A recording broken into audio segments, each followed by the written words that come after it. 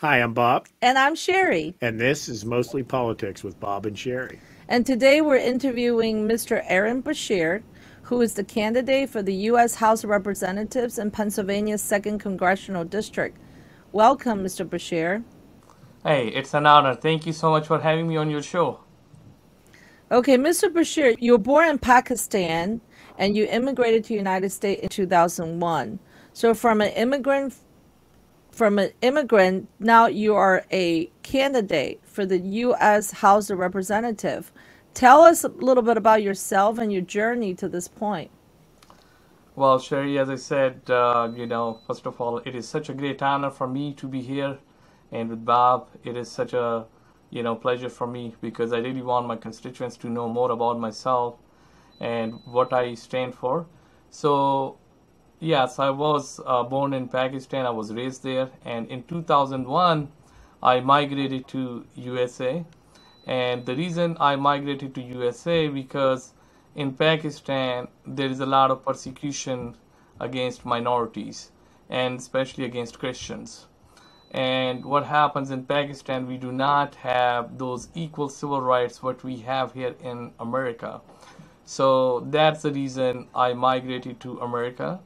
And my family's been here for a long time. My father has been here for like more than 40 years. My aunt has been here for like half a century.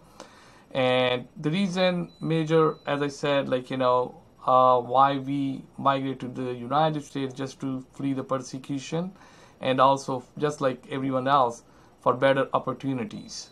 So that's why I came to America. How old were you when you came? I was almost 20 years old when I came here. Okay. And you were persecuted for being a Christian. Can you talk about that a little bit? Like what kind of persecution? See, we live in a country in Pakistan where legally in the constitution it is stated that if you are not a Muslim, you cannot be the prime minister, you cannot be the president of Pakistan. Now, there are legal constitutional written documents. Obviously, they are discriminatory. However, because it's Pakistan was founded on the concept of Islamic ideology and Islamic law, that's why minorities and even women do not have the rights what we enjoy here in West. So the example of persecution that I really wanted to, emphasize on is like, they sometimes the radical Islamists, they take the minor Christian girls in Pakistan, and they force them to convert to Islam.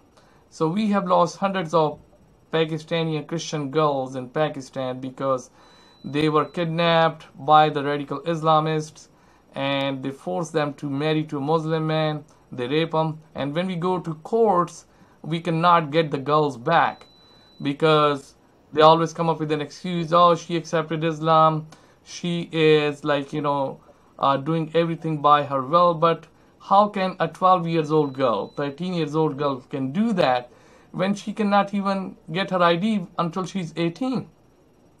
And when she's still a minor, it is obviously like the violation of human rights. And then they have blasphemy laws there, so you cannot have like freedom of speech, freedom of religion.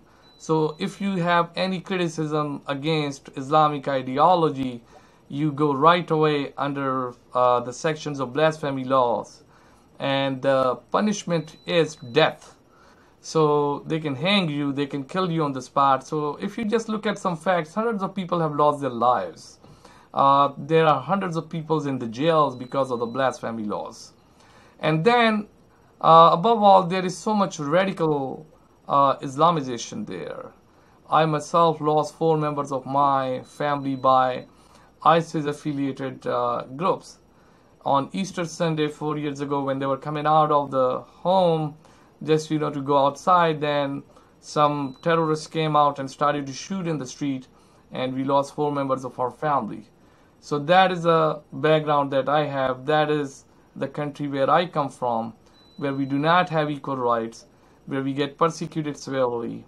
Our women are like always taken out, and then we get tortured, we get killed, And that is the reason I love United States of America, because I'm here now. I am free to practice whatever I want to. I'm free to say whatever I want to say.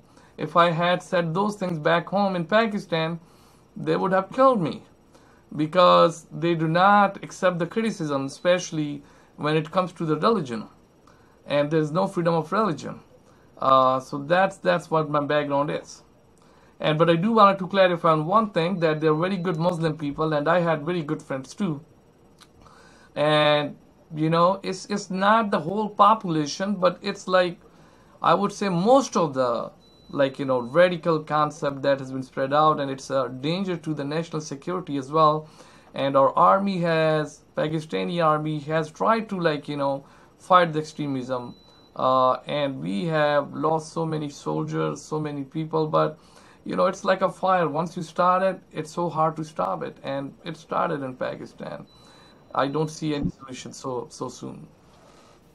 A non-religious American might say, well, why not just become a Muslim? It's just a different religion, so just become a Muslim, and then you wouldn't have to endure all that.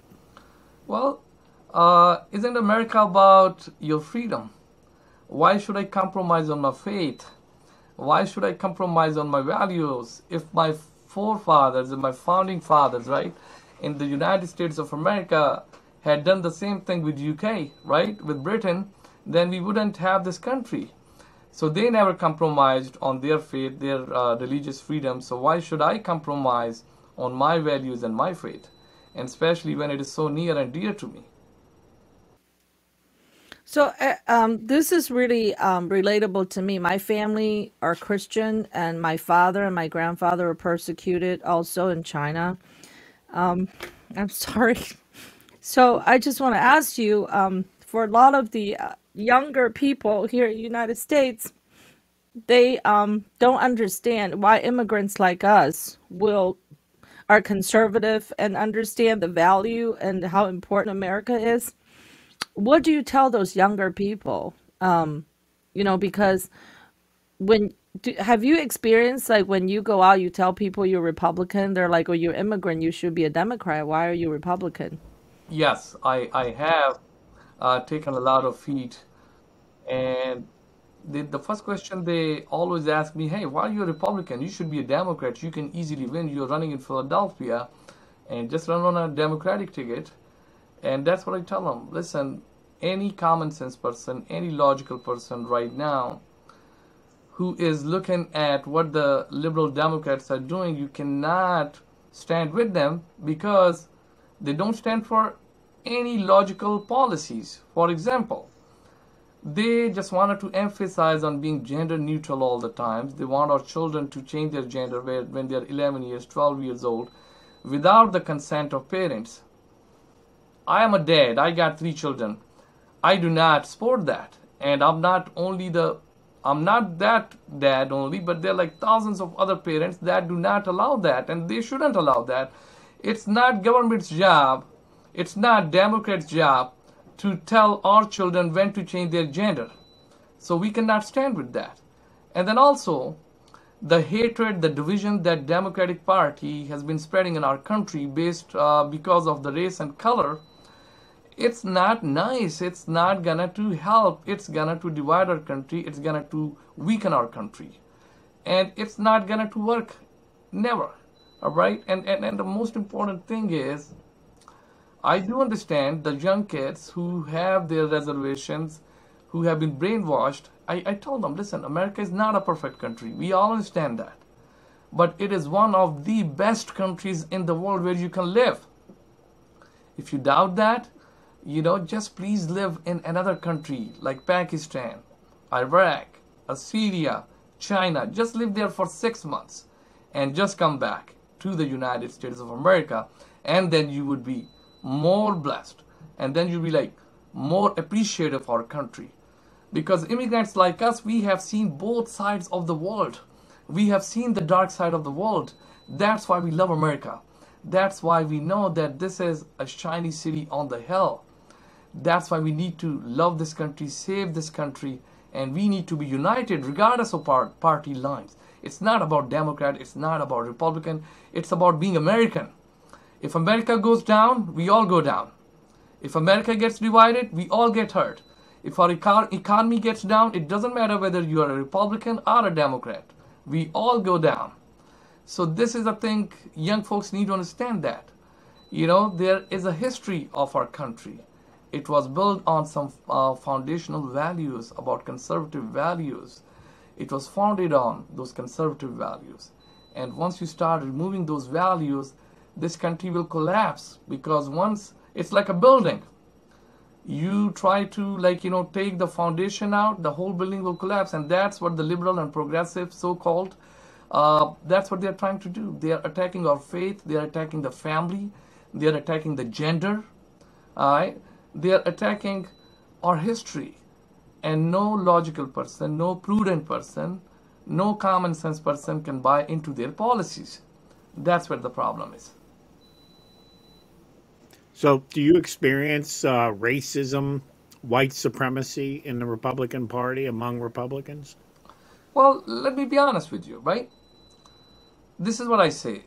It's not about color. It's not about race. There are good people. There are bad people everywhere, in every race, in every color. All right? So far, I haven't faced any discrimination in the Republican Party. They always have given me what they believe is best for our party, for our country. I was running for state, but the Republican caucus encouraged me to run for Congress. If they had been racists, why they would want me, an immigrant, a persecuted Christian, a man of color, to run for such a big position when another white person could have run it? So this is obviously an evidence that they want me to run because they are not racist. Republicans are not racist. There is not discrimination, and there is not all that nonsense that they've been spreading in our country. We all work, that we all go to job, white, black, brown, Asians, Indians, everyone, we working together as one American family. That's who we are. All right? So this needs to be stopped.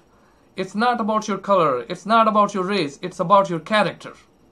If you are a good person, everyone will respect you. If you are a bad person, it doesn't matter if you're white or black or brown, you are not going to get the respect. And then if you blame that you are getting discriminated, or if you are getting not things done because of your color, I think you got it wrong. You got to reevaluate yourself, where you went wrong. What are you doing wrong? And that's where we need to think as a country. Have you always been a Christian? Were you born in a Christian family, or were you born in a Muslim family and converted to Christianity? Well, I was born in a Christian family. And let me tell you some historical context. In the 1st century, one of the disciples of Jesus Christ, St. Thomas, went to India, Pakistan. And since that time, he established churches. So some Christians are, the Christians from the 1st century. And even there are more Christians than the Western Christians. And the circumstances that we live in, if a Western Christian had faced those circumstances, probably they would give up. But we don't, because our faith is very important to us. Because we believe that Jesus is the way, the truth, and the life. And we are not going to ever quit that way. Because that is the way to heaven, to Heavenly Father. So we are proud of our faith. And we have been Christians since 1st century, and also the mass conversion happened when British conquered India, in 18th century. So that's where also the mass conversions happened, when the outcast and low caste people accepted Christianity. So my forefathers have been Christians for centuries and centuries, and we are so proud of that. And what motivated you to get involved in politics initially? Well, there are two types of people. One set of people are simple. They keep looking at the circumstances. They keep looking at the things. They complain about it, but never do anything about it. I'm not that type of person. As a Christian, I believe I'm the light of the world. If I see the darkness, my job is to bring the light into darkness. Right now, obviously, our country is not on right track. Our values are under attack. The families are under attack. Our faith, our gender, our marriage, I have two choices. Either I can sit down and relax and say, no, hey, I'm just going to keep praying and one day Jesus will come and change everything. Or I can say, as a Christian person, as a logical, practical person, I'll pray about all the things, but I'll also take an action. As an educated person, it is my job to light myself up with the right message. And it is very simple. We need this country, and we need God back in this country. We need to go back to our core Judeo-Christian values, because that's who our forefathers were. They founded this country based on Judeo-Christian values. Now, when they say, oh, Christianity was not the part of our history, there is church and state separate, all that stuff they can give me, but they are ignoring the real history. They are ignoring the real facts. You can do your own research. It is filled with all the historical context when our faith was the most important part of our history. Now, also I do wanted to elaborate on this thing. If our country had been on a right track, then we wouldn't be paying like more than $5 a gallon of gas. We all feeling the pain right now. It doesn't matter if you're Democrat or Republican. And right now the inflation is on rise. Our kids are being confused. We are being divided based on racism and color. And it doesn't help anybody. We are making progress and will continue to make progress as a country. And that's what we should be teaching our kids. Look, we as Americans, we always have faced challenges, but united we can overcome them as we have done in the past. But this Democratic Party is not the Democratic Party what we used to have. Right now it's all about attacking, gender. It's all about attacking marriage. It's all about attacking faith and your freedoms. And they have nothing else to offer. The division, the hatred, all right, but not real policies. If their policies had worked, then you wouldn't be paying $5 gallon of gas on the pump.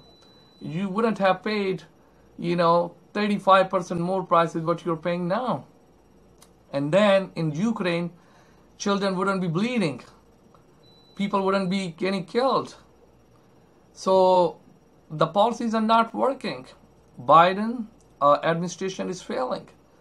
And unfortunately, my opponent, Brandon Boyle, has been the buddy of Biden. He's been supporting all the policies that Biden has been put in place, and they are not working. And this is what I'm asking. Please vote for Aaron Bashir, because I'm a man of faith, I'm a man of common sense, and I will stand for you. It's not about me, it's about you. If you wanted to pay a lower price on the gas station, if you wanted to have a great life when your kids are not being confused about gender, when your marriage is not under attack, and when you're free to do and say whatever you want to do as American, that's who we are, then you should vote for Aaron Bashir, because this is who I am. What about the economy? What could Congress do to help improve the economy? Well, there are a lot of things that can be done. For example, first thing you got to do is start reversing Biden's policies. You got to start passing the bills, the laws, which Biden has put with the executive orders. For example, I would strongly push again for that Excel pipeline. We need to restore that permits. Thousands of people lost their jobs on the first day when he passed the executive order. We are sitting on the natural reserves. Pennsylvania is the second biggest state in the nation. We have so much gas. We have so much natural resources. We just need to tap into it. And, the prices will start coming down, slowly, gradually, right away, actually. That's the one thing we can do. And then also, Congress also can pass the laws to protect the common sense policies that will make the life easier for a working person, that will make life better for you and me and for all of us. All right, we don't have to put other countries first. We don't need to send all the millions of dollars to these countries who hate us. We keep sending money to these radical countries, radical Islamist countries who really hate us, and we send them millions of dollars in humanitarian aid. Why can't we use those millions of dollars to pay for the education for our kids, to help our veterans, to help our homeless people, to help address the issue of drugs? We need to do that. And let me tell you about Philadelphia. We are facing one of the worst historical moments in Philadelphia. We have so much infiltration of drugs. If you just visit Kensington area of Philadelphia, you will hold your head and say, like, where are we? Are we in a third world country? People are dying on the streets. The precious lives are being lost because of the drugs. Gangs, violence, crimes, everything is on rise. We need to fix that. We need to take care of our home first. And that is the one thing I'll really push for, that we need to put American people first. We need to put American working families first. We need to spend all that money that we are sending to the other countries. We need to give it back to American people. And I do believe that efficiency, that is the most important thing the government needs to do. Bring the efficiency in the government. Use your resources wisely. That's what not the US government has been doing. We keep borrowing money. We keep borrowing money from China, from other countries. We keep printing the money and we keep spending it on ridiculous things which don't make sense. We shouldn't be making people dependent on the government. We should be making them empowered. I don't want the government to feed me. I wanted to start my own business. I don't want to rely on somebody else to feed me. I want to start my own business. I wanted to be empowered. I wanted to make my own living. And that's what the American dream is all about. You don't rely on the government. You create your own employment. You make your own living. And that's where the Democrats has been going wrong. They keep making people dependent on the government. They're not empowering people. They're not giving them the right message. And that's one of the reasons unemployment is so high in minorities. Most of the welfare programs are being dumped on the marginalized communities. And also the policies are shaped and made which are breaking the family structure. In Philadelphia, we have so many fatherless families, so many broken families, and the kids that are being raised, they do not have the understanding of the society. Without a father, without a leader in the family, these kids are going wild and violent. And you see the results. There were more than 500 murders just in 2021. This is year 22. And now we already have more than 2,200 murders here in Philadelphia. And a lot of these age brackets who are involved in these crimes are teenagers. Our school district is failing right now. Our family is under attack. So should any logical person stand for those policies? Whether you are a Democrat, whether you are a Republican, no one can stand those policies. When you are not teaching the children, thou shalt not kill, thou shalt not rob, thou shalt not steal, thou shalt honor your mother and father. What's wrong with that? They don't want to teach those 10 commandments, but they do want to teach all the other nonsense. You can call 911 on your dad and mom. They tell their kids, you can change your gender.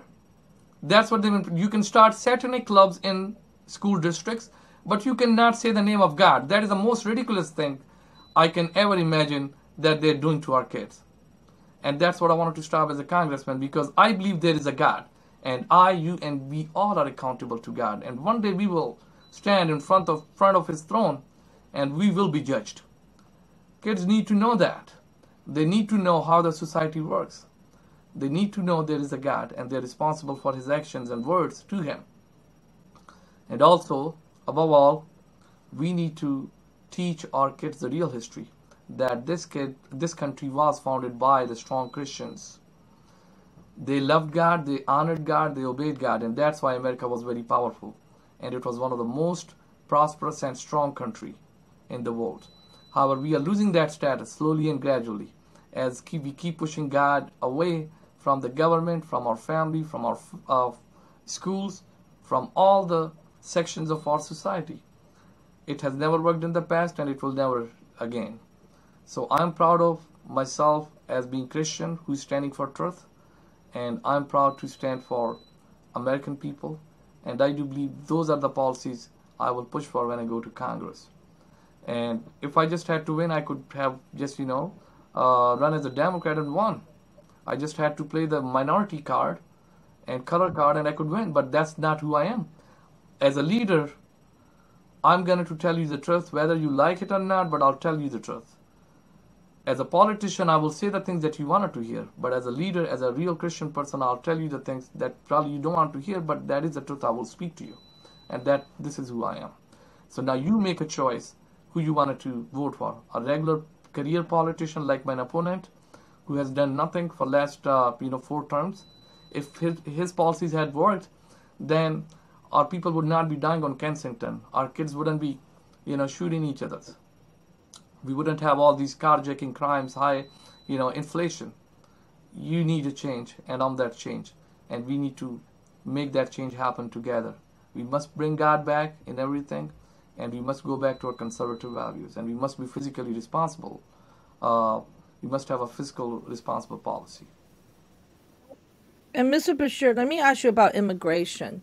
So you are immigrant, and I'm an immigrant. And America is an immigrant country. And a lot of the people on the Democrat side and saying that building a wall was racist. So now we have an open border. The country is being flooded with migrants. What are your thoughts on that? Well, first of all, I agree with you. America is the country of immigrants. Now, think about it. Do we have walls around our home? Why do we have walls around our home? Because we don't want wrong people to get into our home and hurt us and our families. That's the reason we have walls. Alright? And as a wise person, you will never allow a stranger, or you will never allow a wrong person, a criminal, a child molester into your home. Am I right about that? Sherry, Bob, what do you think? Yep. Right? Yeah. So as a logical person, you will not allow the wrong person to get into your home. In the same way, this country is our home. When you have a policy of open borders, you do not have any background checks on these illegal immigrants who are coming here. How do you know that some of them are not affiliated with the ISIS or with radical groups? How do you know that they are not drug dealers? How do you know that they are not criminals or child molesters? So that's why we have an immigration in place where you go through the process. You go the security clearance process. For example, I myself waited a few years when my dad sponsored me. My brother almost waited 7 years. My uncle waited 16 years. And we have been all went through all that security clearances process. We have provided all the financial, sponsored documents. We have to go through all that because this is the right way to do it. Because anytime you wanted to let somebody in your country, you got to make sure that they are the good people, they are the right people. Because one day, if you do not enforce that policies, the one wrong person, it could be just one wrong person who can kill your son or my son, who can bring the drugs to your child and my child, who can do the terrorist activity and kill hundreds of people in America if we just let one wrong person slide into our country. There is nothing about racism, building a wall. It's a common sense. You got to have a wall, so you got to have protection. Because just imagine if you let all these people flood in your country, what will happen to the jobs? It's a simple law of economics, demand and supply. There'll be more people and lesser jobs, lesser resources. That's why it's a gradual process. You let the people come in, you let them fit in, you let them become the part of melting pot, you let them keep contributing to the economy, and then they expand the economy. So you do it slowly and gradually. For example, I have a row house. I'm a working family. It's built up to live for 4 or 5 people, couple and 2-3 children. But if I bring 100 people in my house, what will happen? We have only one bathroom, right? For example, what will happen? We won't have a space to walk. We won't have, time to use the bathroom. It will be a mess. In the same way, you can't have the open border, because if you do that, then you will have a mess and chaos in this country. I'm immigrant. Sherry is an immigrant. And we understand that. We have lived in the other parts of the world. We have faced all those issues before, and we are speaking from the experience. For example, in Pakistan, they had an open border with Afghanistan when the war happened. Trust me, it was a chaos, you know, and Pakistan went through so many crises, and it's been still going through a crisis of radical, ideology, because there's so much terrorism happens from Afghanistan towards the Pakistan. So the bottom line is you need to be common sense person. You need to use your mind and not just buy into the media's propaganda, and just don't buy into what these radical leftists and liberal progressive people are telling you to do that. You got to do your own critical thinking. Just use your common sense, and you will disagree with them, just like me and like Sherry and Bob or anybody else who uses his head, not just blindly following their ideology. So you're running against a Democrat incumbent. He's been in office since 2014, and the district is very heavily Democrat.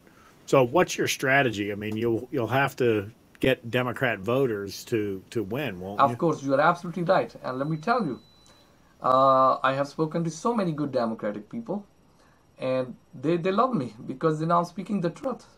They know that this country needs God back. They know that our kids are not the way as they are in the school district, Philadelphia Public School District. That's what I'm talking about, because they know that they are not being taught the values, and they agree with me. And they agree with me that we need to put American people first. And I'm so thankful to all those Democrat friends, because they are the real Democrats. The Democrats that are leading the party, they're not the real Democrats, because they are socialists, all right? And they are just radical leftists, liberals, and progressives. They really even don't understand the real democratic ideology. It's about working families. And I am a working family. That's why they will vote for me, because they know they need to see the law and order improvement. They need their schools to be improved. They need to be safe when they go out on the streets. And obviously my opponent's policies are not working. They need to pay lesser prices for the gas. They need to pay lesser prices when they buy something. And my opponent's policies do not support that. They keep pushing for the policies where we have to borrow more and more money. The dollar keeps losing its value. Inflation keeps going up. And law and order keeps getting deteriorated. Because unfortunately, Democratic Party doesn't support the police officers. They do not show them the respect and the support that they deserve, but I do. That's why the Democrat people will vote for me, because they know that I'm a common sense person. Can you tell us a little bit about your education background and your work experience? Sure. I have a bachelor degree in accounting and actuarial science from Temple University. I have associate degree from Community College of Philadelphia. I have MBA from LaSalle in finance and marketing. And I worked for the city government for almost 11 years as a financial accountant. I'm a professional accountant, and I'm also a consultant. I also taught at Community College of Philadelphia as an adjunct professor for algebra. And I also love to write. Do you have any publications or a blog or anything that people can see? Well, right now, one of my books is in process, and it's mostly my autobiography, and I'm working on it, but because of the political campaign, right now, I'm so busy, but hopefully next year I'm planning to publish it after the campaign. So I still keep writing it. As far as immigrants concerned, I experienced the experiences in the Chinese immigrant community, and I'm not sure if it's the same with the India Pakistani community. When we immigrate to this country, we're in the bottom of the barrel, and we work. We just keep our hats down. We work. We don't get involved with politics, and we kind of shy away from it in some cases, especially in my community. The Chinese people shy away from politics because of the persecution back home. And how are you motivating immigrant community, especially in the Pakistani and Indian community, to register to vote for you? How do you, what's your strategy on that? What are you doing Well, about honestly, that? I don't need to motivate anybody, because people are already motivated when they are paying a lot of prices, higher prices on the gas station, when they are purchasing the things what they used to buy in $10 costing $14, $15 now. Right? They are already not happy with the Democratic Party right now. And any logical person wouldn't. And also, I keep telling one message, and I wanted to use this platform again to the immigrant communities. Listen, you left back home, you left the other country because you came here for a better life, for better opportunity, and because you believe America is a better country than the other country. But if you don't wake up and if you don't save this country now, guess what? You end up in the same country what you left behind. That's why you need to vote for the right people like me, conservatives, so you could keep this country strong and safe and prosperous. Otherwise, we will end up one day in the same mess what we have left behind. So this is what my message to all the immigrant communities. Indians, Chinese, Russians, Ukrainian, all the immigrant communities, all the immigrant Americans. Listen, this is our home. America is our home. We must love this country. We must save this country. We must wake up and use your conservative values. Most of these immigrant families, communities are conservatives. They are conservatives. There is no reason that they can stand behind the policies of liberal Democratic Party right now. And this is what I believe, that they need to wake up. They need to vote for the common sense policies that I'm proposing. Teach the kids values. Don't spend what you cannot afford. Put American people first. Keep your economy strong. And use your common sense. Do not be naive that the other countries of the world keep taking advantage of you. It's just common sense. Let them bear their weight. Why you keep sending money to those countries which are so corrupt? Because every single dollar that you keep sending there is not going to help the people. It's going in the pockets of corrupt politicians, corrupt governments, dictators, and these radical, idealistic, administrations. They're using your money against you. Just be smart. All right, that's all what I'm saying. It's not too hard to understand. So, what are some of the challenges you have right now with your campaigning? Do you have a website people can reach you, donate, or reach out to if they want to do a meet and greet with Yes, you? we are going to do a few fundraisers as well, but please don't wait for them. I really need your support. I really need your help because I don't have big donors. I do not have millionaires and billionaires, just like how the Democratic Party has been, getting help from all these big donors. I'm a working family. I need your help. $5, $10, $20, whatever you can put down. Please go to my website, bashirforcongress.com. BASHIRFOR, Congress, bashirforcongress.com. And please contribute whatever you can. If you wanted to save this country, if you wanted to save the future generation, if you don't want to pay bigger prices, you should go and vote. You should donate into my website, and you should please spread the word. Please tell your friends, tell your family members. We are right on the verge of collapse. If we don't wake up as a country, we won't have the country anymore. Thank Okay. you so much. Thank you, Aaron. It's been a pleasure Hey, it is such a speaking great with you. honor for me.